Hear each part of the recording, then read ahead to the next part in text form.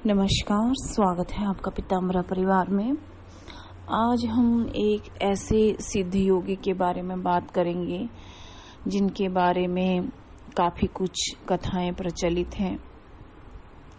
एक बार की बात है कि हिमाचल में धर्मशाला नाम का एक डिस्ट्रिक्ट है। जो हिमाचल के लोग हैं वो जानते ही होंगे कि एक धर्मशाला नाम से एक डिस्ट्रिक्ट है और काफी फेमस है। वो टूरिस्ट प्लेस भी है और बौद्ध तिब्बती लोग वहां पर निवास करते हैं। बौद्ध धार्मिक गुरु भी वहीं पर निवास करते हैं, ऐसा भारत सरकार का कहना है। और आज उसी धर्मशाला डिस्ट्रिक्ट की एक छोटा सा गांव है देवरिया, और देवरिया को देबूपुर नाम से भी जाना जाता है। ये एक छोटा सा गांव है। वहां पर इतनी आबादी तो नहीं है जितना कि शहरों में होती है, या क्योंकि ये बहुत ही पहाड़ी एरिया है और पहाड़ों पर चढ़ कर के जाना तो वहां पर इक्का दुक्का ही घर मिलते हैं।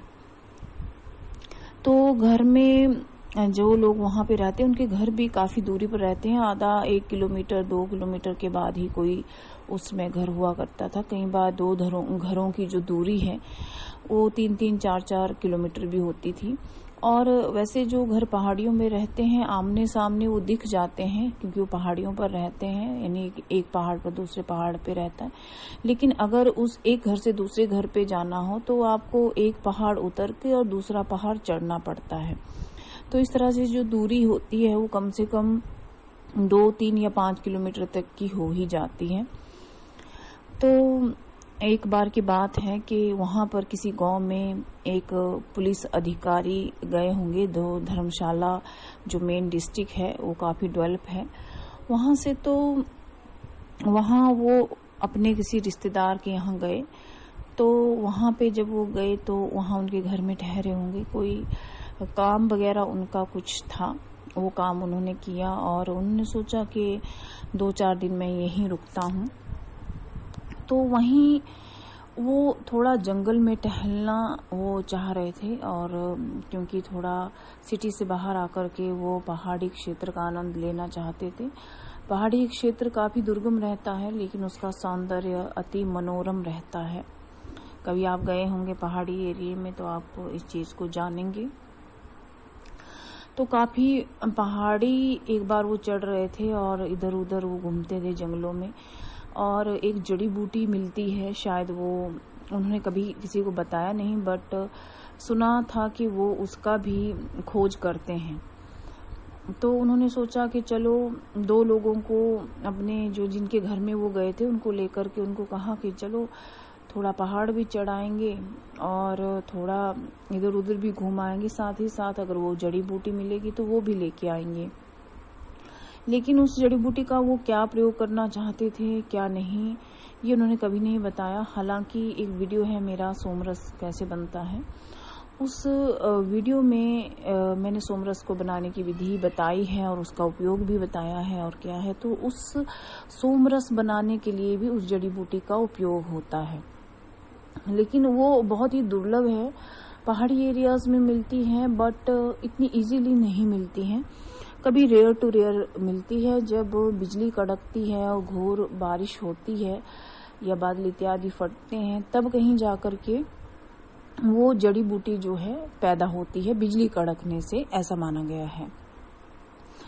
तो उन्होंने कहा कि चलो हम जाते हैं और घूम के भी आएंगे। ऐसे वो पहले दिन गए, दूसरे दिन गए, तो लेकिन उन्हें नहीं मिला। तो उन्होंने तीसरे दिन उनकी जो रिश्तेदारी थे जहाँ पे जिनके बेटों के साथ वो रोज घूमने के लिए निकलते थे, तो उन्होंने उनको कहा कि रोज इस तरह से जाते हैं लेकिन कोई फायदा नहीं होता है और हमने तो ये जंगल पहाड़ देखे ही हुए हैं, तो आज हम लोग नहीं जाना चाहते हैं, ऐसा उन्होंने कहा। मतलब वो उनके साथ नहीं जाना चाहते थे, तो थोड़ा उन्होंने टाल मटोल इसमें कर दिया। उसके बाद वो अकेले ही निकल गए। अकेले जब वो निकले तो दुर्गम रास्तों से होते हुए पहाड़ी रास्ते पे वो चल रहे थे और एक पहाड़ शायद उन्होंने क्रॉस कर लिया और उसके बाद वो दूसरे पहाड़ की चोटी चढ़ रहे थे। तो उन्होंने देखा कि छोटी सी केव है और उस केव के बाहर कुछ फुटप्रिंट्स हैं, मतलब कुछ पैरों के निशान हैं, और उन्हें लगा कि शायद मे भी यहाँ पे कोई है। तो उन्होंने पहले तो काफ़ी बाहर से आवाज़ें लगाई और काफ़ी सोचा कि मैं पूछता हूँ कौन है। कई बार ये भी माना जाता है कि जो साधु लोग रहते हैं, कुछ लोग तो शुद्ध सात्विक भाव से साधु सिद्ध संत होते हैं, बन जाते हैं नागा, घोरी या कपालिक, बट कुछ लोग ऐसे रहते हैं जो काफ़ी कुछ गुनाह कर लेते हैं, चोरी डकैती मर्डर कुछ भी, उसके बाद वो साधुओं का वेश बना लेते हैं और दुनिया को उस तरह से भी ठगते हैं। हम यहाँ किसी को इंडिकेट नहीं कर रहे हैं कि किसी की बात नहीं कर रहे हैं, बट ऐसे लोग हैं जो पाखंड रचते हैं। तो उनका पुलिस वाला दिमाग था, तो उन्होंने सोचा कि ऐसा तो नहीं कि यहाँ पे कोई छुपा बैठा हो, किसी ने कोई क्राइम किया हो। देखिए, पुलिस वालों का एक माइंड अलग ही होता है, वो उनकी सोच थोड़ा अलग होती है, डिफरेंट होती है। तो उसी हिसाब से वो शायद सोचने लगे। तो उन्होंने किसी आदमी के फुटप्रिंट वहाँ पे देखे, तो उन्हें लगा कि शायद कोई यहाँ पे ऐसा है। तो उन्होंने आगे आगे जाकर के देखा, पहले काफ़ी आवाज़ें दी, फिर उन्होंने कुछ पत्थर उठाए और उस गुफा के अंदर को दे मारे। कुछ तब भी नहीं कुछ हुआ, और फिर उसके बाद उन्होंने एक डंडा उठाया और डंडे से उस गुफा की तरफ को वो आवाज़ करके अंदर की तरफ को फेंका उन्होंने। फिर भी कोई रिप्लाई नहीं आया, तो उन्होंने 2-4 पत्थर और मारे। तो वो पत्थर जाकर के किसी को लग गया और उनके जो भी थे अंदर, उनकी एक आह निकली। तो उन्हें गारंटेड ये हो गया उनको कि अंदर कोई ना कोई है। लाइट नहीं थी, थोड़ा अंदर जाने से डर रहे थे। आपको पता केव कैसी होती, गुफाएं कैसी होती हैं, अंदर लाइट नहीं होती है। तो उन्होंने कहा कि जो भी अंदर है वो बाहर आओ, नहीं तो मेरे पास गन है, मैं फायर कर दूंगा। बट उनके पास उस समय कोई गन नहीं थी, कुछ नहीं था, उन्होंने ऐसे ही कहा। कोई नहीं आया बाहर, तो उनके पास वो बीड़ी सिगरेट जो भी पीते थे, उनके पास एक लाइटर था। तो उन्होंने लाइटर जलाया और वो जला करके गुफा में उन्होंने एंट्री कर ली। काफ़ी आगे थोड़े तक जाने तक उन्होंने देखा कि एक आदमी वहाँ पर बैठा हुआ है और उनके सिर से खून बह रहा है। तो उन्होंने कहा, तुम कौन हो? तो जो बैठा हुआ आदमी था, वो कोई सिद्ध संत था, योगी था या कोई ढोंगी था, जो भी वो थे, उन्हें कोई जवाब नहीं दिया और उन्होंने अपने सिर पे हाथ रखा हुआ था जहां से खून निकल रहा था, शायद थोड़ा पत्थर उनको लग गया था। तो उन्होंने बोला कि आप कौन हो, मुझे बताओ करके। तो उन्होंने फिर भी कोई आंसर उनको नहीं किया। तो उन्होंने बोला कि क्या मेरी भाषा समझते हो? तो उन्होंने फिर भी उसको कोई आंसर नहीं दिया। तो उन्होंने कहा कि आप कौन हो, क्या आप कोई सिद्ध योगी हो, लांबा हो, चोर हो, डकैत हो या क्या हो? उन्होंने उनको कोई आंसर दिया ही नहीं। फिर उन्होंने कहा कि मेरे साथ कुछ आदमी हैं जो तुम्हें यहाँ से पकड़ कर ले जाएंगे और तुम्हें जेल में डाल देंगे, क्योंकि मुझे लगता है कि तुम कुछ गलत काम करके यहाँ पर छुपे बैठे हो। तब भी उन्होंने कोई आंसर नहीं दिया। और उस पुलिस वाले ने काफी खरी खोटी उनको सुनाई, लेकिन वो साधु जो थे वो सहज भाव से वहां पर बैठे रहे। उन्होंने कोई आंसर उनको नहीं किया। लेकिन उस पुलिस वाले को फिर भी ये दिमाग नहीं आया कि कौन है ये, कौन नहीं है। तो उन्होंने फिर और कहा और अपना जो वर्दी की जो धौंस थी वो उन्होंने उनको दिखाई और कहा कि आज तो मैं हथकड़ी लेके नहीं आया हूँ, लेकिन कल मैं हथकड़ी लेकर के आऊंगा, क्योंकि तुम जवाब नहीं दे रहे हो और मुझे लगता है कि तुम ढोंगी हो, पाखंडी हो, अपना कोई परिचय पत्र आप नहीं दिखा रहे हो। तो निश्चित ही मैं कल तुमको यहाँ से पकड़ के ले जाऊंगा और जेल में डाल दूंगा। फिर भी वो सिद्ध संत थे, योगी थे, वो चुपचाप बैठे रहे।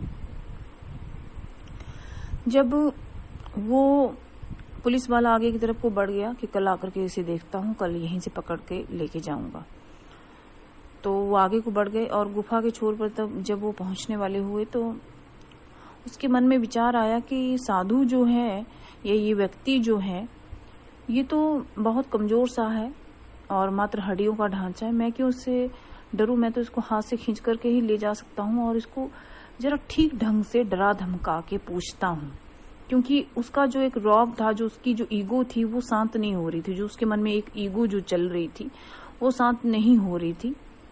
उसे और गुस्सा आया और वो बिलबिलाता हुआ गुस्से में फिर से उसने अपने आप को वापिस गुफा में लेकर के गया।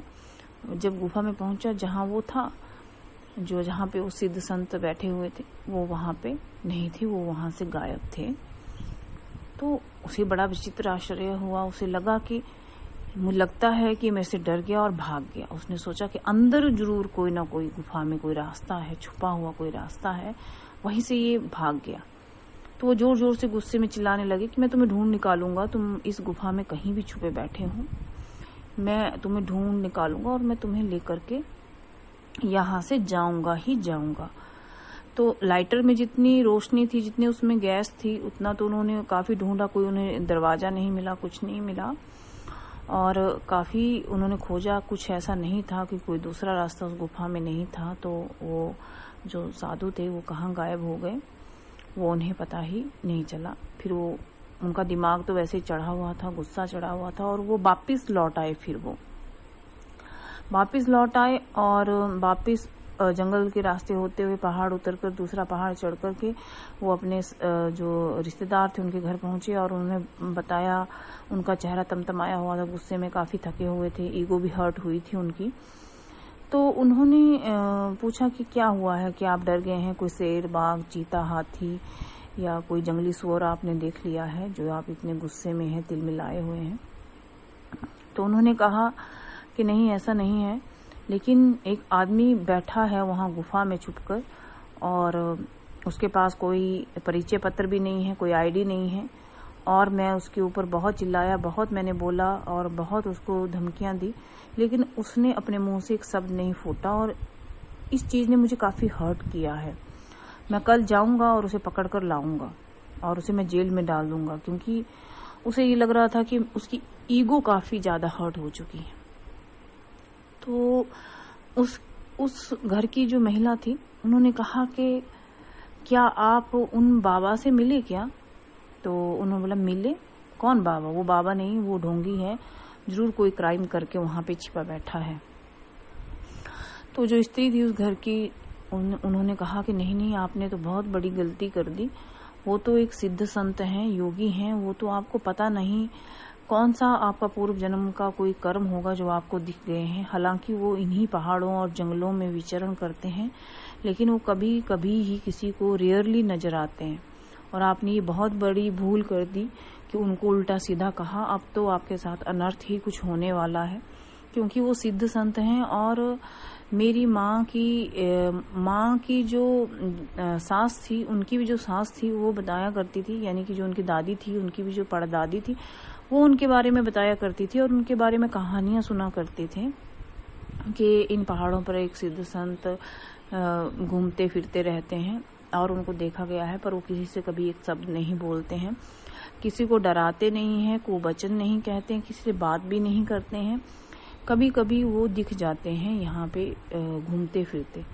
उस लेडी ने कहा कि मुझे भी एक बार बहुत पहले दिखे थे, लेकिन वो दूसरे, मैं जंगल में जो घास काट रही थी और भेड़ें वो शायद चरा रही थी और घास काट रही, तो उन्होंने कहा कि मुझे उस पहाड़ी के उस छोर पे वो दिखाई दिए थे जहां तक जाना मेरे लिए संभव ही नहीं था, और इससे पहले कि मैं उन तक पहुंचती या कुछ इस तरह का मैं मन में भी कोई भाव लाती, उससे पहले ही वो वहां से गायब हो चुके थे।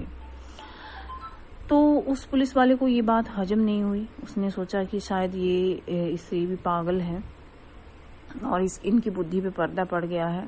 वो तो अपना पुलिस वाला जो बुद्धि था वही चला रहा था। तो उसने कहा कि मैं कल जा करके यहाँ से पूरी सुविधा ले जा करके यहाँ से उनको चेक करूंगा और वो जो गुफा जैसा जो है उसको मैं पूरी तरह से चेक करूंगा। तो उस स्त्री ने कहा कि मैं भी आपके साथ चलूंगी, मैं भी उस सिद्ध संत के जो चरणों की जो धूल है उसे ही अपने माथे से लगाना चाहूंगी। वो अपनी श्रद्धा से जाना चाहती थी और वो अपनी ईगो हर्ट के कारण उसे जो सेटिस्फेक्शन नहीं मिल पा रहा था, वो अपनी तसल्ली के लिए वहाँ जाना चाहता था। नेक्स्ट डे कुछ लाइट का प्रबंध करके 2 लोग वहाँ पे गए उस इंसान के साथ। एक वो स्त्री, घर की मेन जो स्त्री थी वो गई, और एक और घर का मेंबर उनके साथ गया, और 3 लोग वो लोग गए। और उस गुफा के पास जब वो लोग पहुंचे, काफी खस्ता हालत में चलते फिरते, तो देखा कि गुफा का जो द्वार है वो एक बड़ी सी चट्टान के साथ बंद है। काफी मशक्कत, कई घंटों की मशक्कत के बाद थोड़ा सा वहां अंदर जाने के लिए रास्ता बनाया गया। तो देखा कि रोशनी का प्रबंध करके अंदर जाकर के गुफा का प्रत्येक कोना कोना देखा, वहां पर वो सिद्ध संत नहीं मिले, न जाने वो कहाँ गायब हो गए। लेकिन उन्होंने एक शब्द भी नहीं कहा। वो स्त्री वहां पर थोड़ा इमोशनल हो गई, रोने भी लगी, और जहां पर वो सिद्ध संत बैठे हुए थे वहां की धूल उन्होंने अपने दुपट्टे में बांध करके वो वापस लेकर के आई, और अपने घर में उस धूल को उन्होंने संभाल के रखा जहाँ पे सिद्ध संत के पैर पड़े हुए थे। लेकिन सुना है कि वो सिद्ध संत कभी कभी उन पहाड़ियों पर भी चढ़ते हुए, यानी घूमते फिरते हुए किसी किसी को दिख जाते हैं, लेकिन वो कभी किसी से बात नहीं करते। और उनकी उम्र कितनी है और वो कब से चले आ रहे हैं, 100 साल है, 200 साल है, 300 साल है, ये आज तक किसी को भी मालूम नहीं है। ये एक सच्ची घटना है, और जिस पुलिस वाले के साथ ये हुई थी उसे भी बाद में ये काफी रियलाइज हुआ कि मैं, अगर वो सच में सिद्ध संत थे तो मैं कितना मूर्ख था, और अपने ईगो के कारण उनको ना जाने कितना बुरा भला कहा। खैर वो ये तो उनकी सोच थी।